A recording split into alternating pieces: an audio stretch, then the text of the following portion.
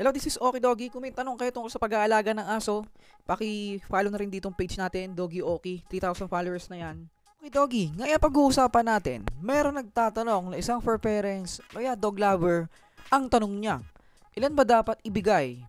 Stud owner, nanganak yung dam ko ng Siam. Kasi pagkakaalam ko, isa lang sa kanya tapos siya ang first pick. Ngayon, pag-uusapan natin yan, pero bago yan, please subscribe and hit the bell button for more videos. Update. Sige, umpisa na natin. Ang tanong niya, diba nagtatanong siya, yung aso niya pinastad niya sa ibang lalaki ng ibang pagmamay-ari na aso. Ngayon, tinatanong niya kung tama ba yung pagkakaalam niya na isang tuta ang ibibigay tapos first pick. Ang sagot ko naman, tama ho. Isang tuta pero first pick siya. Siya yung pipili. Doon, ilalatag mo. Bawa, diba sabi niya, nanganak ng Siam. Yung Siam na tuta na yon, siya pipili doon kung ano yung pinakamaganda. Yung ibang ginagawa, ayan, nilalabas mo yung Siam na tuta, tapos papakita mo yung tuta na yon doon sa may-ari ng stud, umasawa doon, kasi hindi naman mabubuo yan kung hindi dahil din doon sa asawa, na pinaasawa mo sa aso mo. Kaya, malaki rin dapat ang utang na loob natin, maging transparent tayo sa kanila. Kasi nga, nagbigay din naman sila ng serbisyo para sa aso natin. Ngayon, dito na, Siam na tuta. Tatawagin mo siya. Sir, ganyan, ma'am. Ito na po yung anak ng aso natin. Siam yan. Pili ka ho isa. Kahit babae, lalaki, walang problema. Wala yung kaso. Dapat sila talaga pipili kung ano yung pinakamaganda. First pick.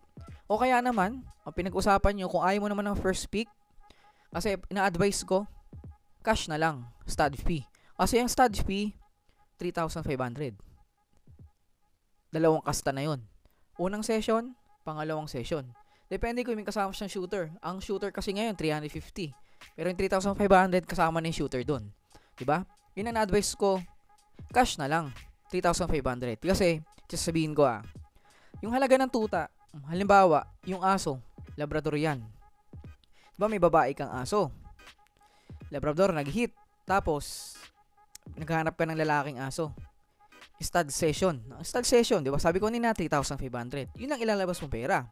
O sige, halimbawa, hindi yan pinili mo stud fee. Pinili mo yung puppy share puppy, ganyan. Di ba? Siam nga, isa.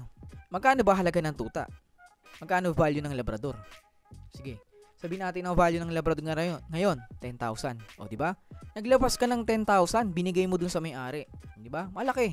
O, kumpara mo dun sa stud fee na 3,500, tapos yung tuta, 10,000 yung halaga. Mabibenta mo yung tuta ng 10,000, di ba? Tapos sabihin ka ng 3,000, ang loss mo lang, 7,000. Kasi naglabas ka ng 3,500. Kasi naman, ibigay mo yung puppy share na sinabi pagkasunduan ng tuta, di ba? Nalabas ka ng 10,000. Kumpara mo sa stud fee na 3,500, di ba? Noon, nalilito rin ako dyan kung ano pipiliin ko, stud fee sa puppy share. May nagpaliwanag sa akin na stud fee na lang. At least, hindi sa loob mo. Kasi minsan di ba? Alagaan mo yung tuta, tapos puppy share sila. Syempre, sila pa pinakamaganda. Di ba? Hindi mo masabi. Hindi mo rin may risk din talaga. Kaya, na-advise ko, mag-stud fee na lang kayo. Halimbawa, kung hindi naman mabuo, libre na yung balik. May backstud yun. Ganun naman ginagawa ng mga breeder talaga. Bawa, in-stud ngayon, tapos nabuo, yun. Pinag-usapan nyo, bago pa lang, stud fee na sabihin mo. Diba? Pero kung wala ka namang cash, it's up to you na puppy share na lang ibigay mo. Pero yung value ng tuta, mas malaki yun. Diba?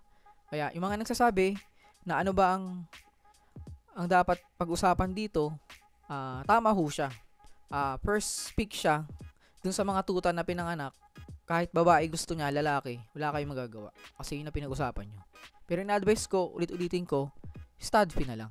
Okay? Pero halimbawa, diba, in stud, tapos nabuo, and then pag nabuo yung tuta dahil sa aso niya, tapos nakunan, tapos sasabihin mo hihingi ka ng backstud, wala na hong backstud kasi ang usapan, nabuo naman yung tuta dun sa sinapupunan ng aso mo. Hindi naman na in-stud pero wala namang laman yung tiyan, yun ang may backstud.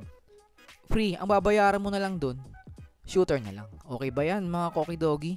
Ngayon, sana nakapulot kayo ng aral dito sa video natin tungkol sa pagpaparami ng aso.